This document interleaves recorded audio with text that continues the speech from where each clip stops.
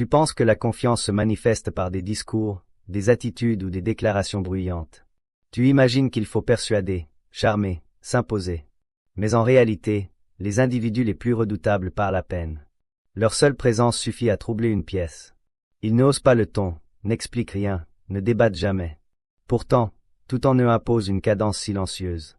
Tu les devines avant même de les apercevoir. Tu perçois le calme s'alourdir, les regards se modifier, les faux-semblants se dissoudre. C'est l'assurance des souverains. Sereine, réfléchie, implacable. Elle ne cherche ni à séduire ni à rassurer. Elle n'exige rien. Elle sait. Et c'est cette forme de présence que tu vas découvrir ici. Une présence qui ne mendie pas l'attention, mais qui ébranle ceux qui n'ont pas encore fait face à leur propre vide. Souligne cette phrase si elle te touche. Le silence est la langue de ceux qui n'ont plus rien à montrer. Et surtout, abonne-toi, car à la fin de cette vidéo, je vais te dévoiler une réalité que peu acceptent d'entendre. Une force, cachée en toi, que tu as toujours négligée. Machiavel n'a jamais affirmé que le souverain devait être adoré. Il a dit qu'il devait susciter la crainte, avec subtilité, presque invisiblement. Pour lui, le vrai pouvoir ne se proclame pas. Il se diffuse, dans l'ambiguïté contrôlée, dans la faculté d'observer sans se dévoiler. Dans les cercles de la Renaissance italienne, on redoutait davantage ceux qui gardaient le silence que ceux qui menaçaient. Car le silence n'a pas de forme, pas de prise, pas de fragilité visible. Il contraint l'autre à se révéler. Dans l'histoire des empires, ce sont rarement les hommes bruyants qui ont conservé le trône durablement. Ce sont ceux qui savaient écouter, absorber, attendre et frapper au moment précis. Cette attitude mentale s'est égarée dans le vacarme actuel, dans l'illusion de la visibilité. Aujourd'hui, on assimile présence à spectacle, charisme à agitation. Et c'est justement cette erreur qui diminue ta force. Comprendre la philosophie du silence, c'est réapprendre à être sans avoir à exister dans le regard d'autrui. C'est redevenir un roi dans un monde de mendicité affective. Tu ne pourras jamais inspirer crainte ou respect si ton esprit est agité. Si ton regard esquive, si ton corps révèle tes incertitudes. La vraie confiance n'est pas dans ce que tu exprimes, mais dans ce que tu conserves. Voici les 7 fondements invisibles que tu dois incarner pour devenir imperturbablement calme, et donc redoutablement assuré. Le premier fondement à intégrer, c'est le détachement affectif. Tant que tu réagis à tout ce qui t'entoure, tu demeures un esclave invisible mais docile, constamment influençable. Celui qui veut devenir redoutable sans un mot doit d'abord s'immuniser contre les besoins de reconnaissance, les désirs d'approbation, l'obsession de la validation. Ce détachement ne signifie pas que tu ne ressens rien, mais que tu refuses de te laisser diriger par tes émotions. Les souverains silencieux ne sont pas insensibles par nature, ils le sont par choix. Parce qu'ils ont saisi que chaque réaction est une perte d'énergie, une brèche dans leur armure invisible. Observe autour de toi. Ceux qui s'emportent vite, qui explosent, qui se justifient à la moindre critique sont toujours les plus fragiles. Ils ne maîtrisent rien, ni eux-mêmes, ni l'image qu'ils renvoient. Le détachement affectif, c'est l'art de demeurer stable quand tout chancelle. L'art de répondre à la provocation sans sourciller. Et ce calme-là est insupportable pour ceux qui tentent de te dominer, car ils se nourrissent de tes réactions. Retire-leur cela, et ils s'effondrent. Tu n'as pas besoin de contre-attaquer. Tu n'as même pas besoin de parler. Tu as simplement à rester présent, silencieux, inébranlable. Ce n'est pas une question d'orgueil, c'est une discipline intérieure, un entraînement. Du regard, du souffle, des muscles, du visage. Tu apprends à contenir la tempête. Tu n'es plus l'esclave de l'extérieur, et c'est là que ton pouvoir commence à croître. Car les hommes les plus forts sont ceux qui ne se trahissent pas quand le monde tente de les faire plier. Tant que tu cherches à plaire, tu restes faible. Mais dès l'instant où tu deviens indifférent au jugement, sans devenir amer, tu deviens un mystère. Et ce mystère, c'est le commencement de ta domination silencieuse. Le deuxième fondement à adopter, c'est la lenteur stratégique. Le faible se précipite, il court après les opportunités, s'excuse de trop réfléchir, s'agite pour se rassurer. Mais l'homme véritablement confiant avance lentement, non par lenteur, mais parce qu'il domine le temps. Sa lenteur est une déclaration muette. Je ne suis pas pressé car je suis sûr de chaque pas, chaque geste, chaque réponse différée, il affirme. Au monde, je ne me plierai pas à ton rythme. Cette lenteur dans un monde frénétique devient une force, une provocation. Elle déstabilise ceux qui espèrent une réaction immédiate, une réponse automatique, un mot de trop. car la rapidité est devenue la norme, et avec elle la panique, l'incohérence, la perte de contrôle. Celui qui agit vite, parle vite, décide vite est souvent celui qui regrette le plus. Machiavel savait que le pouvoir n'était pas dans l'action rapide, mais dans l'attente calculée. Celui qui observe pendant que l'autre se consume dans sa propre urgence finit toujours par l'emporter, et surtout il impose une tension, une attente, un silence pesant. Il fait comprendre sans un mot que rien ne le presse. C'est une posture profondément intimidante pour les esprits, dominés par la peur de manquer quelque chose. Si tu veux incarner cette assurance redoutable, apprends à ralentir. Ralentis ta parole, ralentis ta respiration, ralentis même ton regard. Rends chaque mouvement intentionnel, chaque silence stratégique. Montre à ceux qui t'observent que tu n'es pas gouverné par l'urgence du moment, mais par une intelligence froide. Ne t'excuse plus de prendre ton temps, au contraire, impose-le. Car celui qui impose son rythme impose sa loi. Et dans le silence de ta lenteur, les autres révéleront leur hâte, leur nervosité, leur faiblesse. C'est en ralentissant que tu deviens dominant. C'est en ralentissant que tu deviens imprévisible. Et c'est en ralentissant que tu inspires la crainte sans rien dire, sans rien faire. Juste en étant là, immobile et pleinement maître du temps. Le troisième fondement à maîtriser, c'est l'art du regard. Sans justification. Car avant même que tu ne parles, ton regard s'exprime pour toi, et la majorité des gens passent leur vie à baisser les yeux sans même s'en apercevoir, par crainte du conflit, par malaise, par soumission inconsciente. Oh, bien, à l'inverse, ils fixent trop intensément pour compenser leur vide intérieur. Mais celui qui possède une vraie confiance n'a besoin ni de dominer par le regard, ni de fuir. Il regarde. Simplement, calmement, sans chercher à prouver quoi que ce soit. Son regard ne tremble pas car il ne dissimule rien. Il est posé, stable, ancré dans le réel. Et ce regard silencieux déclenche des tempêtes chez ceux qui vivent dans l'imposture, car ils sentent, sans que tu n'aies à parler, que tu les vois, que tu les perces à jour, que tu n'as pas besoin de mots pour comprendre ce qu'ils essaient de cacher. Le regard d'un homme confiant est un miroir. Il ne juge pas, mais il révèle. Il ne crie pas, mais il affirme. Et ceux qui ont l'âme troublée ne peuvent le soutenir. Il détourne les yeux, ou s'énerve, ou t'accuse d'arrogance. Mais en réalité, ce n'est pas de l'arrogance, c'est de la présence. Une présence pure, sans justification, sans comédie. Si tu veux devenir redoutablement confiant, sans dire un mot, commence par cesser d'expliquer ton regard. Ne le justifie plus. Ne le détourne plus par peur de déranger. Ne le transforme plus en question muette. Ton regard doit devenir une affirmation silencieuse. Je suis là et je n'ai rien à dissimuler. Et cela suffit à faire trembler ceux qui jouent un rôle. Tu n'as pas besoin d'avoir les yeux d'un prédateur. Tu dois avoir les yeux d'un homme qui ne joue pas. Et c'est cela, aujourd'hui, qui est perçu comme une menace. Quelqu'un qui voit sans chercher à être vu. Quelqu'un qui ne tente pas de convaincre car il sait déjà ce qu'il vaut. Quelqu'un dont le regard est devenu un territoire que les autres n'osent plus franchir. Le quatrième fondement à affirmer, c'est le silence comme force de domination psychologique. Tu vis dans un monde qui parle trop, un monde qui comble chaque vide avec du bruit, chaque doute avec des explications, chaque tension avec des justifications maladroites. Le silence effraie car il n'offre aucune prise. Il ne peut être ni contredit, ni manipulé, ni analysé. Et c'est précisément pour cela qu'il devient, entre les mains des esprits lucides, une arme d'une efficacité redoutable. Lorsque tu choisis consciemment de te taire, tu forces l'autre à parler davantage, et plus il parle, plus il se dévoile. Tu inverses le pouvoir sans hausser le ton. Tu laisses à ton interlocuteur le soin de se révéler, de s'agiter, de combler le vide que tu refuses de partager avec lui. Et ce vide devient un miroir. Il renvoie à l'autre sa propre insécurité. C'est pour cela que les gens insistent, veulent te faire réagir, veulent te forcer à commenter, car ton silence révèle ce qu'ils cachent. Il ne flatte pas, il n'apaise pas, il ne joue pas le jeu social, et cette rupture suffit à les déstabiliser. Si tu veux incarner l'assurance des souverains, tu dois apprendre à ne rien dire là où tous veulent convaincre, à ne pas te défendre quand on te critique, à ne pas combler quand l'atmosphère devient tendue. Tu ne fuis pas, tu ne te tais pas par peur, tu te tais par choix. Et ce choix crée un vide que les autres ne savent pas gérer. Ils interprètent, projettent, fantasment. Tu n'as rien dit, mais tu les fais parler. Tu ne les as pas attaqués, mais tu les as déstabilisés, car ton silence n'est pas un retrait. C'est une présence totale, une présence qui observe sans chercher à séduire. Une présence qui ne demande rien, mais qui voit tout.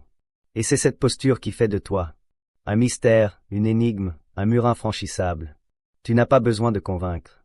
Tu as juste besoin d'être silencieusement, entièrement. Et ce silence, dans un monde trop bavard, devient la marque des esprits redoutables. Le cinquième fondement à cultiver, c'est la posture d'anticipation froide. La majorité des gens vivent dans la réaction. Ils attendent qu'un événement se produise pour décider quoi faire. Ils improvisent, ils paniquent, ils compensent. Mais celui qui veut incarner une forme d'assurance redoutable ne réagit pas. Il anticipe. Il voit venir les choses bien avant qu'elles n'apparaissent. Non par magie, mais par lucidité. Car il a appris à observer les schémas, à lire les comportements, à sentir les tensions invisibles avant qu'elles n'éclatent. Et cette capacité à prévoir sans émotion est l'une des formes les plus puissantes de domination silencieuse. Elle désarme l'autre sans qu'il comprenne pourquoi. Elle donne à ta présence une aura de prémonition. Tu ne te précipites jamais. Tu n'es jamais surpris, et ceux qui t'observent sentent que tu sais déjà. Ton calme n'est pas une façade, c'est un choix fondé sur une stratégie profonde. Tu n'es pas figé, tu es en train de calculer. Tu n'es pas lent, tu es en train de poser des pièces invisibles sur l'échiquier. Ce qui trouble les autres, c'est que tu ne réagis pas. Ils te testent, t'attaquent parfois, attendent que tu sortes de ton mutisme, mais tu restes là, implacable, sans tension. Apparente, les yeux ouverts, et ce silence n'est pas vide. Il contient un plan, une vision, une logique. Si tu veux inspirer une véritable crainte silencieuse, cultive l'art d'être toujours un pas en avance. Tu n'as pas besoin de le montrer.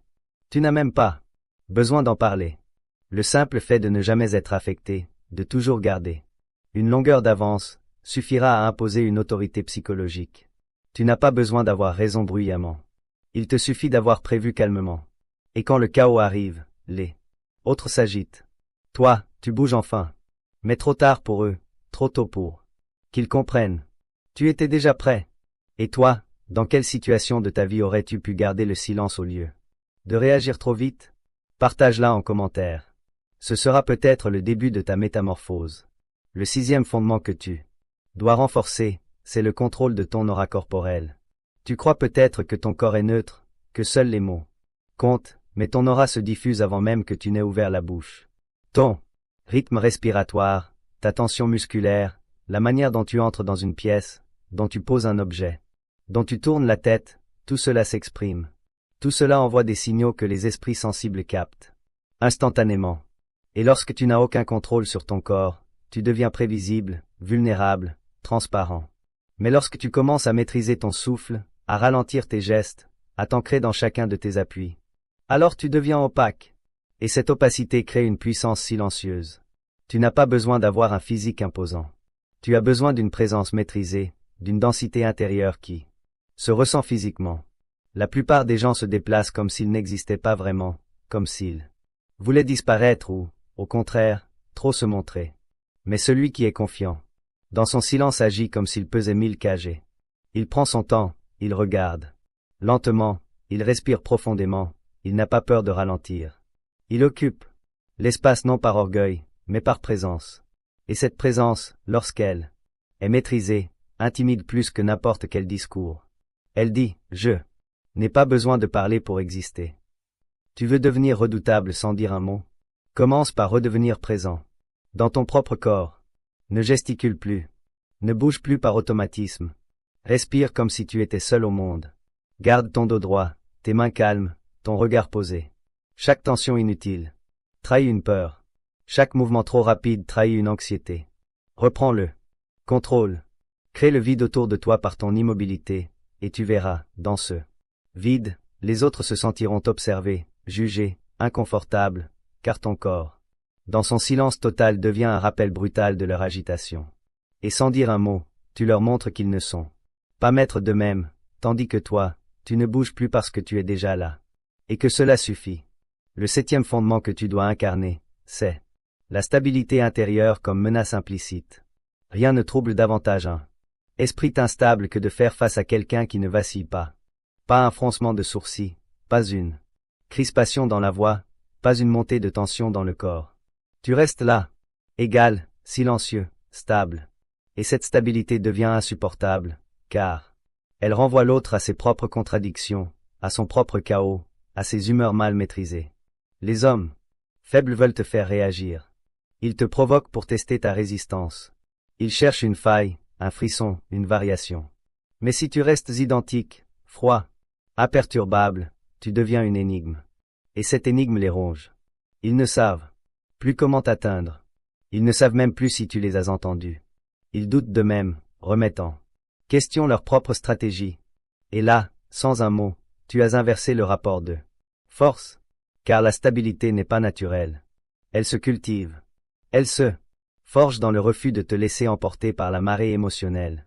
Elle s'entraîne dans la solitude, dans le silence, dans la douleur contenue.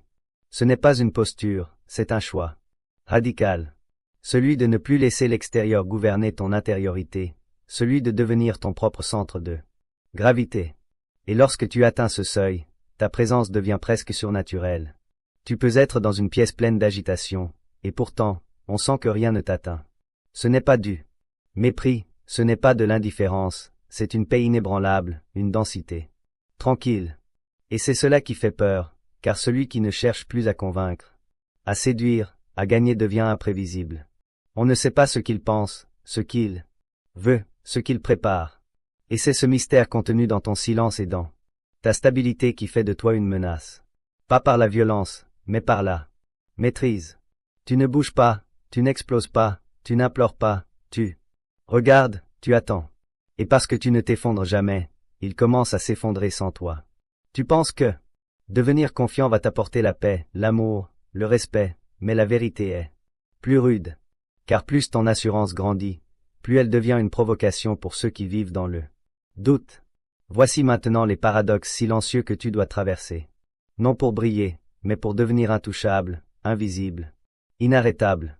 Le premier paradoxe que tu dois accepter, c'est que plus tu deviens solide, plus tu deviendras seul. Ce n'est pas une punition, c'est une conséquence. Car à mesure que tu te détaches du besoin d'être rassuré, à mesure que tu apprends à ne plus chercher l'approbation, tu cesses de parler le langage affectif que la majorité utilise pour survivre. Et c'est là que le décalage commence. Ta stabilité intérieure devient une étrangeté. Ton calme prolongé, une menace, ta lucidité, une offense silencieuse. Les autres ne comprennent plus ce que tu ressens, car tu ne réagis plus comme eux. Tu ne cries pas, tu ne te plains pas, tu ne cherches pas à te faire plaindre, tu es simplement. Et cet être sans dépendance devient incompréhensible. La plupart des gens ne veulent pas d'un ami fort, ils veulent un ami miroir, un ami complice de leurs faiblesses. Mais toi, tu ne participes plus. Tu ne renforces plus leurs illusions. Et alors, doucement, le silence s'installe, les messages s'espacent, les regards se détournent. Tu es toujours là, mais tu es ailleurs, plus calme, plus dense, plus haut. Et c'est cela que les autres fuient. Pas parce que tu les as trahis, mais parce que tu as cessé de faire partie de la même équation.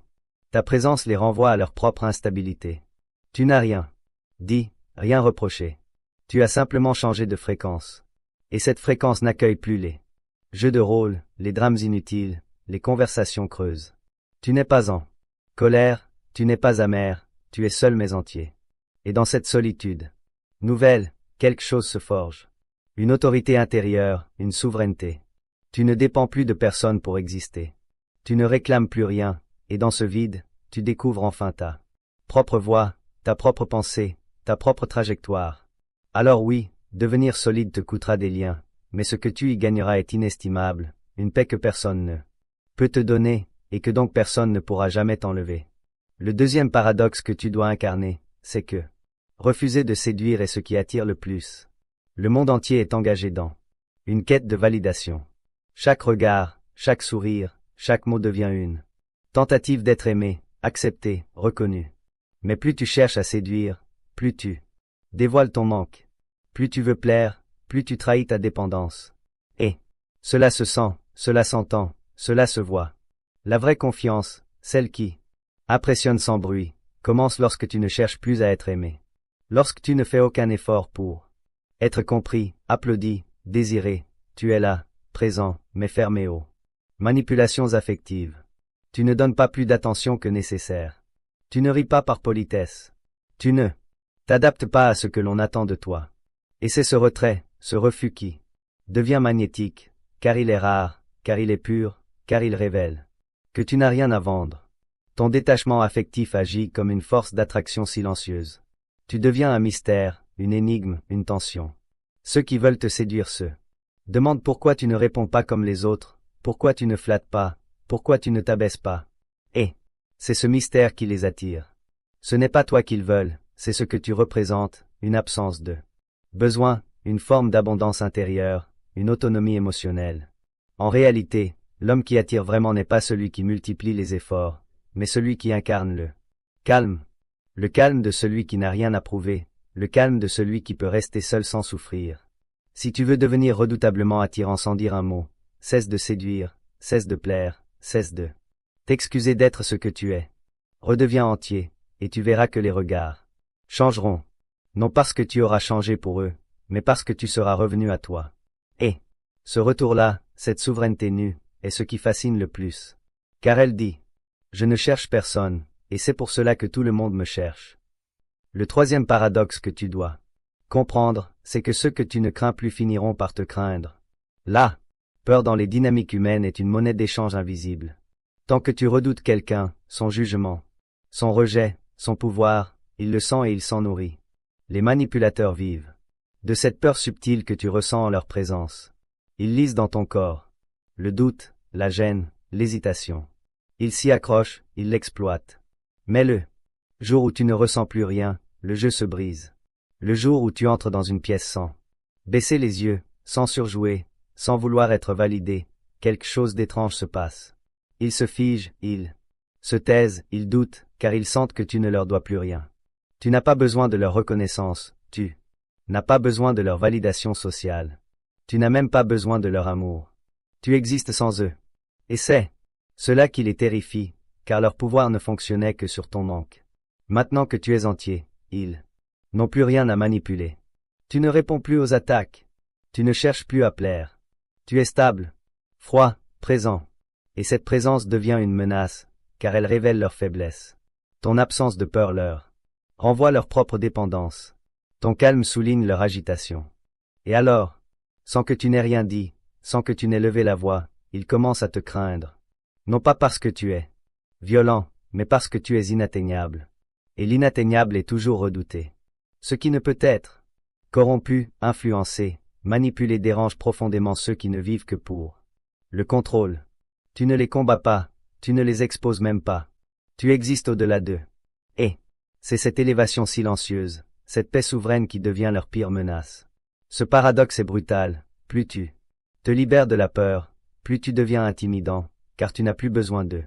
Et ceux dont tu n'as plus besoin sont toujours ceux qui un jour te craindront le plus. Le quatrième paradoxe que tu dois maîtriser, c'est que plus tu en sais, moins tu dois parler. Dans la bouche de l'homme moyen, le savoir devient bavard. Il étale ses lectures, multiplie les citations, cherche à prouver qu'il maîtrise un sujet. Mais ce besoin de démonstration est déjà une faiblesse. Il révèle un manque d'intégration intérieure. Car le véritable savoir ne crie pas. Il se diffuse, il transforme ta manière d'être. Il t'enracine dans le silence. Celui qui comprend profondément n'a plus besoin d'impressionner. Il voit les limites du langage. Il sait que la plupart des gens n'écoutent pas pour apprendre, mais pour répondre, pour se comparer, pour se rassurer. Alors, il se tait, non par mépris, mais par lucidité. Il ne gâche pas son énergie à convaincre ceux qui ne veulent pas comprendre. Il n'offre pas ses clés à ceux qui préfèrent rester enfermés. Et c'est ce silence qui devient insupportable pour les esprits superficiels, car ils sentent que tu sais sans que tu n'aies besoin de le dire. Car ton calme n'est pas vide. Il est habité. Habité d'expérience, d'analyse, d'intuition que tu ne ressens. Pas le besoin de justifier. Et c'est ce non-dit qui pèse, car il place l'autre face à une profondeur qu'il ne maîtrise pas. Tu veux devenir véritablement redoutable? Apprends à te taire après avoir compris. Apprends à observer plutôt que commenter. Apprends à écouter les ignorants sans les corriger. Car parfois, se taire, c'est laisser l'autre se dévoiler. C'est lui permettre de montrer où il en est. Et toi, tu vois, tu comprends, tu anticipes, mais tu n'interviens pas, car tu n'as rien à prouver, car tu n'as rien à sauver, car tu n'as rien à vendre. La parole est devenue un outil de distraction. Celui qui parle trop est souvent celui qui ne sait pas encore, ou, pire, celui qui doute de ce qu'il croit savoir. Toi, tu avances en silence. Tu ne montres pas tes cartes. Tu ne déclares pas tes plans. Et c'est ce mystère construit sur une intelligence. Contenu qui te rend inclassable, intouchable, insondable. Le cinquième paradoxe que tu dois incarner, c'est que plus tu es en paix, plus ta présence dérange.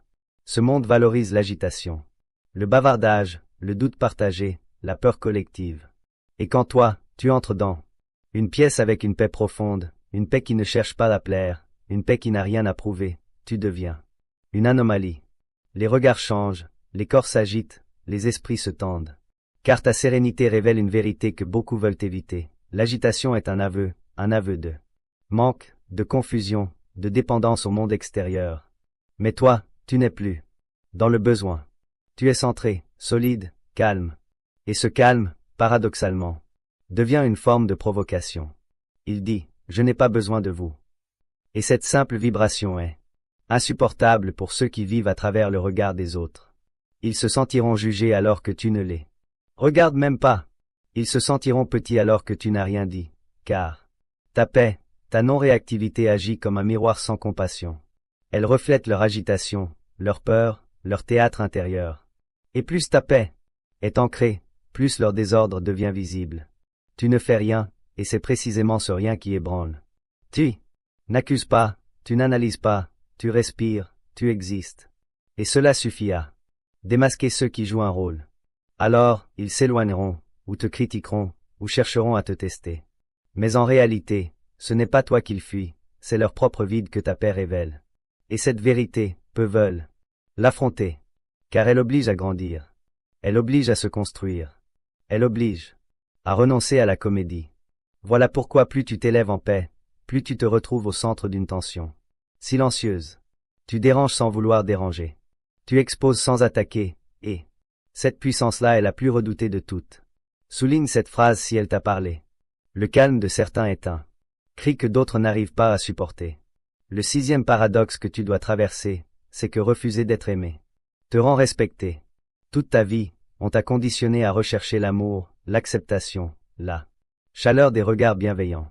On t'a appris que pour exister, il fallait être aimé. Et alors, tu t'es adapté, tu as fait des efforts, tu t'es rendu plus doux, plus compréhensif, plus silencieux parfois pour ne pas déranger. Mais la vérité, c'est que cette quête constante de l'amour rend faible. Elle rend dépendant. Elle t'oblige à te tordre, à cacher ta colère, à nier ta lucidité, à minimiser ta force pour ne pas faire peur. Et ce que tu obtiens en retour, ce n'est pas le respect, c'est la tolérance. C'est la place que l'on accorde à ceux qui ne dérangent pas trop. Mais lorsque tu refuses cette logique, lorsque tu cesses de vouloir être aimé à tout prix, quelque chose d'étrange se produit. Tu t'alignes, tu parles plus clairement, tu poses des limites, tu n'as plus peur de déplaire, tu ne cherches plus à attirer. Tu avances froidement, sincèrement, entièrement, et ceux qui te regardaient avec indulgence commencent à te regarder avec gravité. Ils comprennent que tu ne te vendras plus, que tu ne courberas plus l'échine pour conserver un lien. Et là, le respect naît. Non pas un respect de surface, hypocrite, social, mais un respect profond, viscéral, celui qu'on accorde à ceux qui n'ont pas besoin de nous, à ceux qu'on ne peut pas manipuler émotionnellement. Tu n'es plus dans la séduction, tu es dans la vérité. Et la vérité ne plaît pas toujours, mais elle impose, elle oblige, elle marque. En refusant d'être aimé, tu deviens libre, libre de parler, libre de partir, libre de rester. Tu redeviens un homme entier, et non un fragment attendrissant. Et dans cette intégrité, tu deviens redoutable, car tu es capable de marcher seul, de penser seul, d'exister sans récompense affective. Ce n'est pas l'amour qui te construit, c'est la cohérence. Et ceux qui te respecteront vraiment ne seront pas ceux que tu auras séduits, mais ceux que tu n'auras pas eu besoin de séduire. Le septième paradoxe que tu dois affronter, c'est que ta lumière provoquera l'ombre des autres. Tu penses peut-être qu'en devenant plus calme, plus sage, plus solide, tu seras célébré. Tu crois que ta paix intérieure inspirera le respect, que ton élévation silencieuse ouvrira des ponts, mais ce n'est pas ce qui se passera. Ce qui se passera, c'est que ta lumière fera ressortir les ténèbres chez ceux qui n'ont pas encore affronté leurs démons. Plus tu te tiens droit, plus tu exposes la courbure des autres. Plus tu es vrai, plus tu dévoiles leur masque. Et cette confrontation est brutale. Ce n'est pas toi qu'ils détestent, c'est ce qu'ils voient d'eux-mêmes. Quand tu es là, ta présence devient un miroir sans pitié. Elle révèle leurs contradictions, leur dépendance, leur incohérence.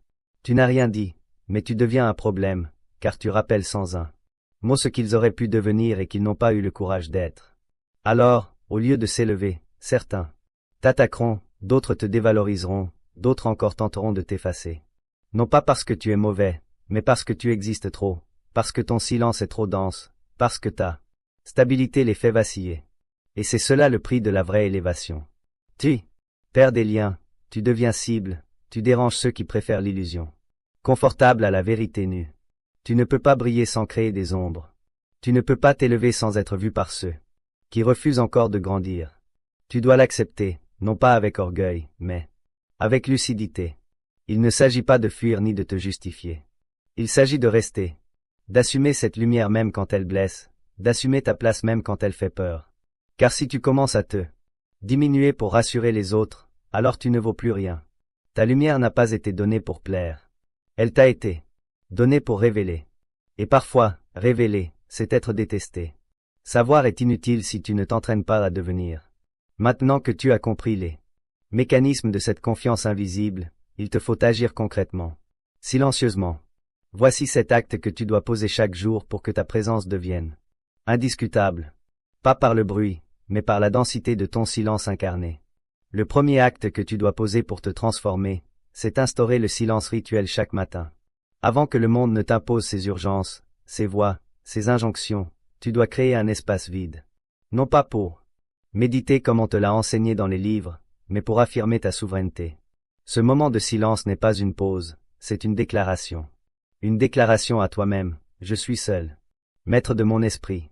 Pendant 10 minutes, chaque matin, tu t'assieds. Tu ne fais rien. Tu n'écoutes pas de musique, tu ne consultes pas ton téléphone, tu ne cherches aucune stimulation. Tu t'assieds et tu fais face à toi.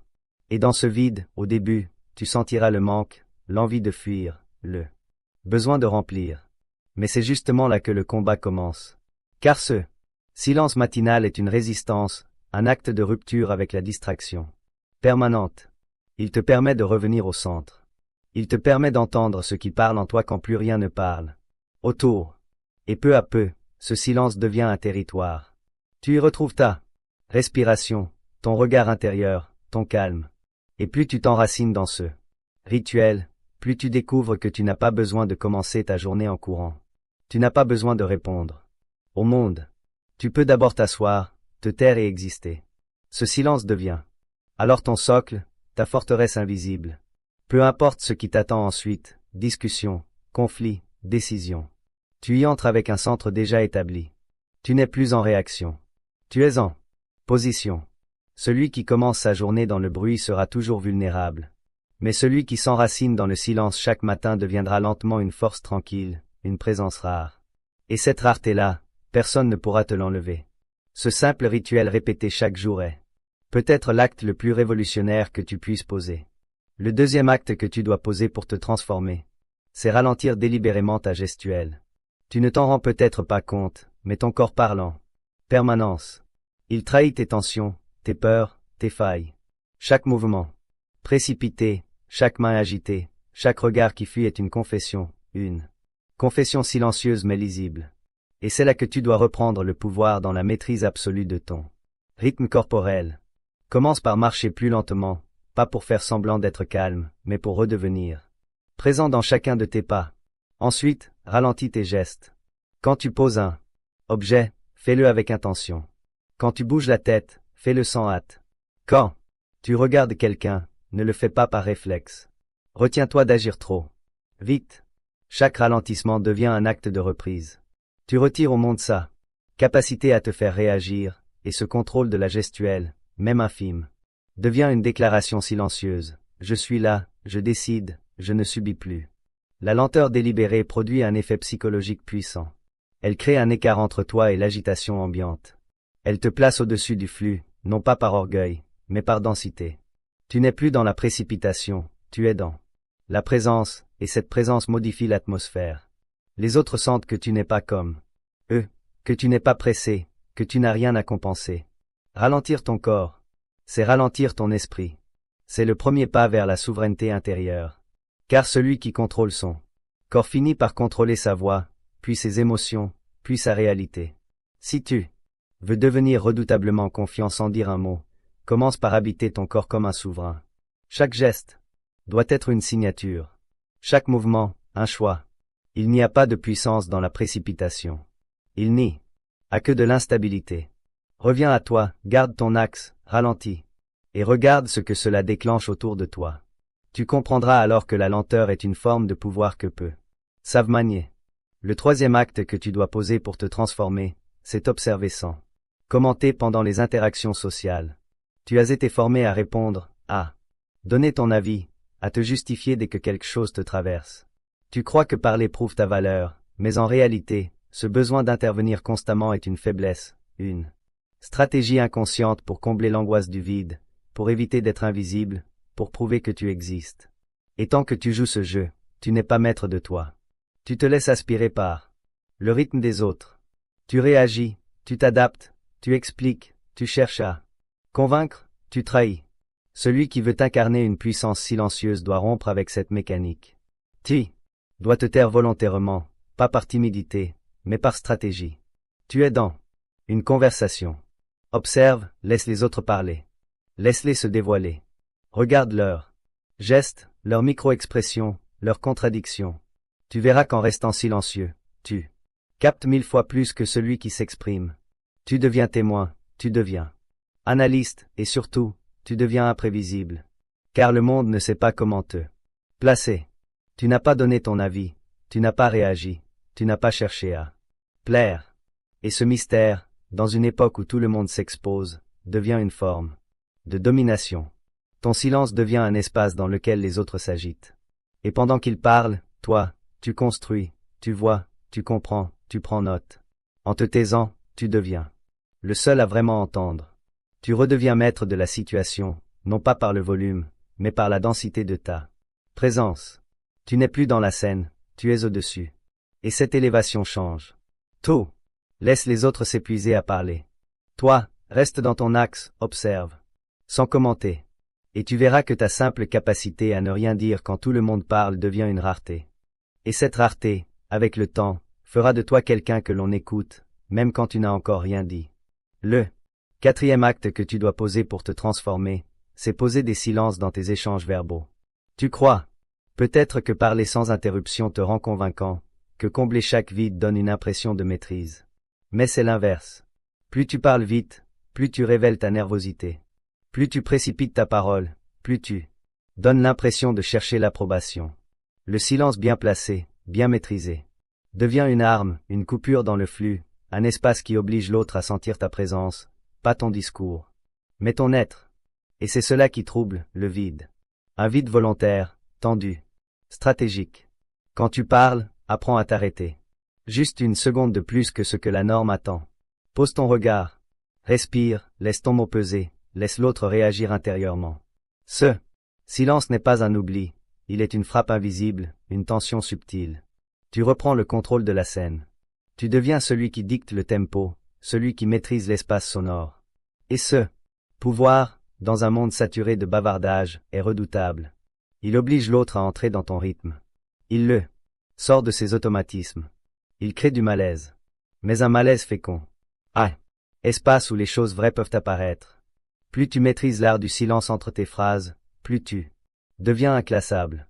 On ne sait plus si tu es sûr ou menaçant, si tu cherches à séduire ou à observer, tu deviens dense, lent, présent. Et dans cette lenteur, tu gagnes en gravité. Ne crains pas ces silences. Assume-les, laisse-les. Respirer, regarde ce qu'ils provoquent. Tu verras que les plus grands leaders, les plus puissants stratèges sont ceux qui parlent moins, mais dont chaque mot semble porter le poids d'un monde. Et ce poids vient du silence. Ce sont les vides entre les mots qui créent la force des mots. Commence à les cultiver, et tu comprendras que parfois, se taire juste une seconde de plus, c'est déjà une victoire. Le cinquième acte que tu dois poser pour te transformer, c'est méditer sur ta propre fin chaque soir. Cela peut te sembler brutal, morbide, inutile, mais en réalité, c'est l'un des seuls moyens de te libérer de la peur sociale. Tant que tu crois que tu as le temps, que les autres ont le pouvoir de te définir, que ton image est plus importante que ta vérité, tu vivras dans l'angoisse. Tu chercheras à te conformer. Tu voudras plaire. Tu modèleras ton comportement pour être accepté. Mais lorsque tu t'assois le soir dans l'obscurité et que tu prends le temps de visualiser ta fin, ton corps redevenu poussière, les visages qui t'oublient, les mots que tu n'auras jamais osé dire, alors quelque chose change.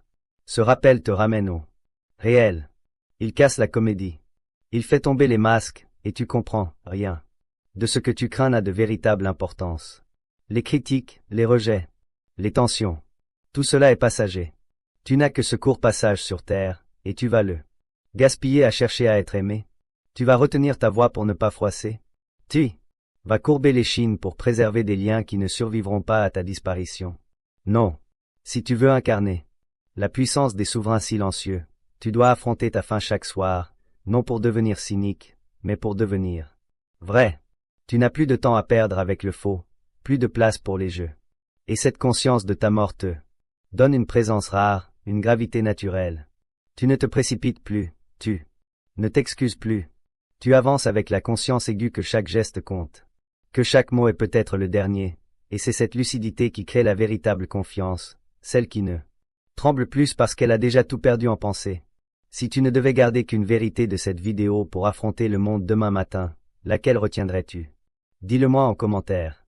Et si ce que tu viens d'entendre t'a parlé, partage cette vidéo à quelqu'un qui en a besoin. Ce sera ton acte silencieux de rébellion. Le 6e acte que tu dois poser pour te transformer, c'est pratiquer la non-réactivité pendant les tensions. C'est là que tout se joue. Ce n'est pas difficile d'être calme quand tout va bien. Ce n'est pas un exploit de garder ton axe quand personne ne te provoque. Mais dès que la pression monte, que l'autre t'attaque, que l'injustice surgit, que la colère veut jaillir, là, tu es mis à nu. Ton véritable niveau de maîtrise se révèle dans ce moment précis, lorsque tout en toi veut réagir. Et c'est là que tu dois t'entraîner à ne rien faire. Ne pas répondre, ne pas te justifier, ne pas surenchérir, rester, respirer, tenir. Cette non-réactivité n'est pas de la soumission. C'est un choix, un acte intérieur de puissance. Tu refuses d'entrer dans le jeu. Tu ne prêtes pas ton énergie à la spirale du drame. Tu la retiens, tu la transformes. Tu la domines. Et pendant que l'autre s'agite, pendant qu'il monte en tension, pendant qu'il attend ta réaction, toi, tu deviens mûr. Impasse. Ce calme dans la tempête est l'expression la plus rare de la confiance. Il dit, tu ne m'auras pas. Il dit, je n'entre pas dans ta logique. Il dit, je suis plus grand que cette scène, et cela perturbe, cela désarme. Cela redéfinit le rapport de force. En t'entraînant à ne pas répondre, tu ne deviens pas passif, tu deviens souverain, car tu choisis consciemment de ne pas te perdre dans l'émotion, et cette maîtrise devient une habitude. À force, tu n'as même plus besoin d'efforts. Tu es solide, ancré, et les tensions glissent sur toi comme le vent sur la pierre. Ce n'est pas de l'insensibilité, c'est une transformation. Tu n'as pas supprimé ton émotion. Tu as appris à ne plus t'y soumettre. Et cette discipline, répétée encore et encore, finit par faire de toi une énigme. Ah, homme que rien ne fait vaciller. Et ça, dans un monde en surchauffe émotionnelle, c'est une puissance redoutable. Le 7e acte que tu dois poser pour te transformer, c'est écrire une ligne par jour sans jamais l'expliquer. Cela peut sembler anodin, presque inutile, mais c'est en réalité l'un des gestes les plus puissants pour renforcer ta voix intérieure. Car dans un monde où tout doit être justifié, clarifié, validé, le simple fait d'écrire sans expliquer devient un acte de rébellion. Tu ne cherches pas à être compris. Tu ne cherches pas à convaincre. Tu poses une phrase brute, dense, authentique. Tu l'écris pour toi, non pour être applaudi. Une pensée, une conviction, une vérité. Tu ne la développes pas, tu ne l'adaptes pas, tu la poses et tu passes à autre chose.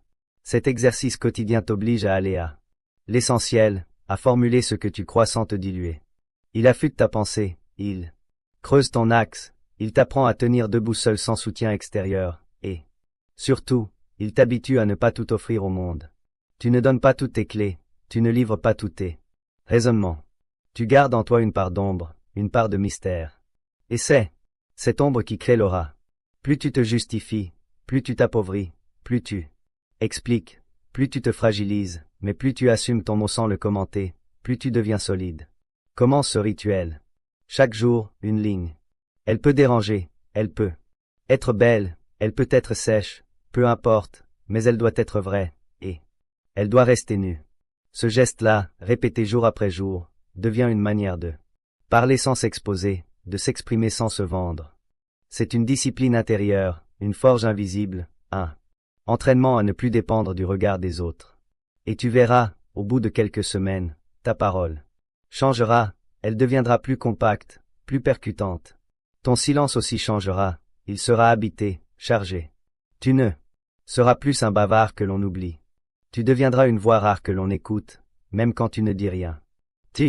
C'est maintenant ce que tu cherchais dans le regard des autres, tu devais d'abord le construire en toi. Tu sais que la puissance véritable n'est pas dans les mots, ni dans l'écrit, ni dans les démonstrations. Elle est dans l'absence de besoin, dans le calme, dans la maîtrise. Tu as compris que la confiance des souverains n'est pas un talent, c'est une décision, une discipline, un détachement. Ce n'est pas un privilège que l'on te donne, c'est une posture que tu prends. Elle commence quand tu renonces à te justifier, quand tu cesses de plaire, quand tu n'as plus besoin qu'on t'écoute parce que tu t'écoutes déjà. Tu as appris à ralentir, à observer, à respirer, à ne plus réagir. Et dans ce vide, tu as vu émerger quelque chose que tu avais oublié, toi, pas l'image, pas le rôle, mais cette voix muette cachée derrière le masque. Et cette voix ne crie pas, elle n'attend pas, elle voit, elle sait. Tu n'as pas besoin d'être validé pour exister. Tu n'as pas besoin d'être aimé pour marcher. Tu n'as pas besoin d'être compris pour continuer. Ce que tu construis maintenant ne dépend plus du monde. Il commence chaque matin dans le silence. Il s'enracine dans ton corps, dans ton souffle, dans tes gestes lents. Il s'affirme dans ta capacité à voir les autres s'agiter sans t'agiter avec eux. Il se renforce chaque fois que tu choisis de ne pas répondre, de ne pas prouver, de ne pas te trahir. Et tu verras, ceux qui riaient aujourd'hui de ton calme t'imiteront demain. Ceux qui t'ignoraient aujourd'hui chercheront à comprendre ce qui a changé. Mais tu ne leur diras rien, car ta transformation ne se racontera pas. Elle se vivra, et elle se lira dans ton regard, dans ta démarche, dans ton aura. Tu deviendras l'un de ceux qui n'ont plus besoin de parler pour exister. L'un de ceux que l'on craint sans savoir pourquoi. L'un de ceux que l'on respecte sans qu'il n'ait jamais élevé la voix. Tu n'auras pas besoin de dire que tu es fort. Tu n'auras pas besoin de convaincre que tu es libre, car ta simple manière d'être suffira à imposer ta présence. Et cela n'a pas de prix. Si tu es arrivé jusqu'ici, c'est que quelque chose en toi refuse encore de se diluer dans la comédie du monde. Alors, abonne-toi, car ici nous parlons à ceux qui marchent seuls, à ceux qui avancent sans bruit, à ceux qui savent que les êtres les plus puissants sont souvent les plus silencieux.